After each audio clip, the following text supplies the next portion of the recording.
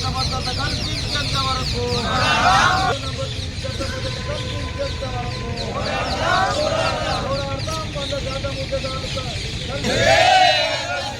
ఆదివాసి ఐక్యత ఆదివాసి వరకు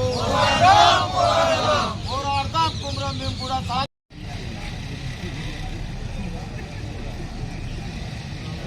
ఆదివాసి GO number 3 చట్టబద్ధత కల్పించేంత వరకు పోరాడతాం.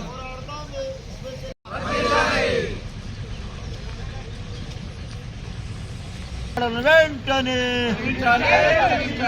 తొలగించాలి. ఎస్టీ జాబితా నుంచి లంబాడలను వెంటనే.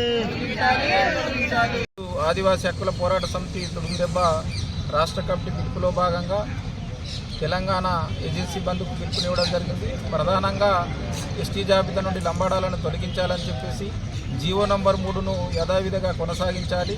అదేవిధంగా ఆదివాసులు సాగు చేసుకుంటున్నటువంటి పోడు భూములకు పట్టాలిచ్చి గిరివిసక పథకంగా బోర్బావులు మంజూరు చేయాలని చెప్పేసి ఐటీడీఏ పరిధిలో ఉన్నటువంటి బ్యాక్లాగ్ పోస్టులను భర్తీ చేయాలని చెప్పేసి ఆదివాసీలను ఆదుకోవాలని చెప్పేసి ఇవాళ తెలంగాణ ఏజెన్సీకి బంధు పిలుపునివ్వడం జరిగింది. కాబట్టి తెలంగాణ రాష్ట్ర ప్రభుత్వం వెంటనే స్పందించి మా యొక్క సమస్యలను సానుకూలంగా పరిష్కారం చేయాలని చెప్పేసి ఆదివాసీ హక్కుల పోరాట సమితి తుడుందెబ్బ రాష్ట్ర కమిటీ తరఫున మేము తెలంగాణ రాష్ట్ర ప్రభుత్వానికి డిమాండ్ చేస్తున్నాం. ఒకవేళ మా యొక్క సమస్యలను పరిష్కరించకపోతే మరో పొద్దలగడి పోరాటాలకు కూడా మా యొక్క ఆదివాసులందరూ కూడా సిద్ధం కాబోతున్నారు.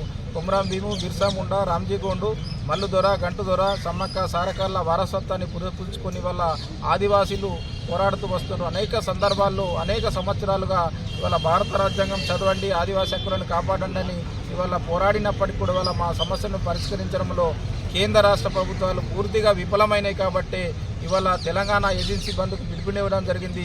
ఇప్పటికైనా కేంద్ర రాష్ట్ర ప్రభుత్వాలు వెంటనే స్పందించి ఆదివాసీల సమస్యలను పరిష్కరించాలని చెప్పేసి ఆదివాసీ హక్కుల పోరాట సమితి తుడుందెబ్బ తరఫున మేము డిమాండ్ చేస్తున్నాం. లేని ఎడల ఇవాళ మా ఊళ్ళో మా రాజ్యం అంటే మావా నాటే మావా సర్కార్ని మేము తప్పకుండా మళ్ళా 2017లో అయితే ఏ విధంగా అయితే పోరాటం జరిగిందో అదే పోరాటాన్ని మళ్ళీ కొనసాగించడానికి ఆదివాసీలం సిద్ధం కాబోతున్నాం.